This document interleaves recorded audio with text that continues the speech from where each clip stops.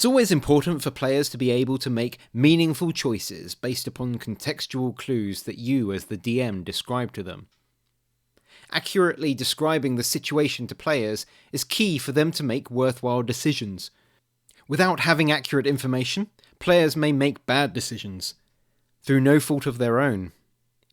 Meaningful decisions are what makes the game engaging, and having to make random choices based on little information is never much fun for players. Think of situations in games which often felt boring. It is likely that you, as a player, had no choice. Railroading is often considered bad because it gives players no choice in the route their story takes. Sometimes combat encounters, which are too easy or too difficult, can be boring because there is no choice involved. There is only one logical course of action to take. Traps often fall into this category as well. An unavoidable trap will always feel harsh and unfair to the player because they had no choice in whether they encountered the trap or not. At the same time, players may have lots of choices but no information to allow them to make a meaningful decision. It is the job of the DM to describe the situation that the players find themselves in with accurate descriptions so that they can make meaningful decisions. Take the following option, for example. The corridor ends at a junction. Do you go left or right? With no additional information, the choice is an arbitrary coin flip. The corridor ends at a junction. The left-hand corridor smells of rotten food and fish. From the right-hand corridor, you hear the low rumble of machinery and distant chanting. Do you go left or right? The second description obviously gives more information and allows the players to make a choice. Depending on their expectations of the dungeon and what they seek, they can make a meaningful decision when they choose their route, rather than an arbitrary choice. In The Lich Way by Albie Fiore, 1978, the map features markings indicating whether a sound like whistling wind can be heard from that area. The sound is important to the premise of the adventure, but I don't recall many adventures where such contextual clues would help guide the players through the dungeon. Normally, such contextual clues are contained within a room, sometimes detailed in an adjacent room if particularly loud or important, such as the sound of running water or voices. In B5, Horror on the Hill, there is a forge with many hobgoblins working to forge blades for an army.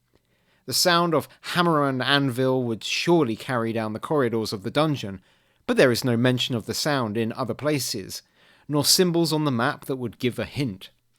This kind of clue would help the players make their choice about which way to travel, as well as adding some interesting description.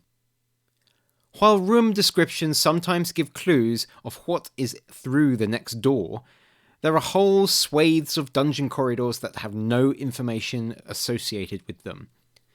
So we come to the humble intersection, the part of the map which never seems to get labelled or described, but which the players will almost always make a decision at. A decision with usually no clues to help. Intersections are often completely arbitrary. Doors often have detail which allows choice, especially if characters listen at the doors. Rooms almost always have a great deal of detail, most of the time superfluous and redundant detail, but never an intersection.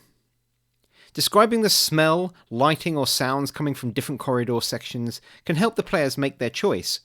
It can help with the memorization of the area and with mapping, and of course any extra description can aid them imagining their surroundings. Additional details in intersections can also help the DM to direct players in a certain direction, making hints that they will be keen to follow. This is not quite the same as railroading exactly, but players can be steered in certain directions with the help of good descriptions. If the players are trying to avoid an undead enemy, they are more likely to choose the corridor with firelight emanating from it than the one which is as cold and silent as death. And remember that when describing things in a game, you should utilize all of the senses. Perhaps not all at once, but certainly include more than just what the party see. Here are some ideas for describing intersections. The structure of the corridor, worked stone, cave tunnel, high or low ceiling. Is it dark or light? Movement or shadows indicating activity. bloodstains, bones, and other ominous signs. The sound of enemies eating, shouting, or battling. Environmental sounds such as water or wind. Ominous, unidentifiable sounds such as rumbles, chanting, drums, hums, hisses, etc. The sound of voices or footsteps, or even music. A cold corridor can indicate water, greater air movement, or even the presence of undead. Hot air could signify a closed system with doors, machinery, and industry, or many inhabitants. The rank smells of death, monsters, or excrement. The smell of smoke, cooking, industry, or some other activity. A fresh smell indicating an exit and fresh air. A rumbling or reverberation felt through the feet. An emotional feeling, tension, anxiety, or terror may emanate from a corridor. Simply take a look at some of the most important rooms in the dungeon, which can be signalled ahead of time, and add some descriptions to your preceding intersections which help forecast those encounters. Not all foreshadowing should be done at the door before the next room. Alternatively, look at the different thematic zones of the dungeon or the areas controlled by different factions, and hint at those before the characters get there. Finally, make some markings on the map at the intersections so that you are reminded that something significant is there. You can always number the interesting intersections and write a short description of what's there. I hope this is useful advice to help make your adventures more interesting and engaging.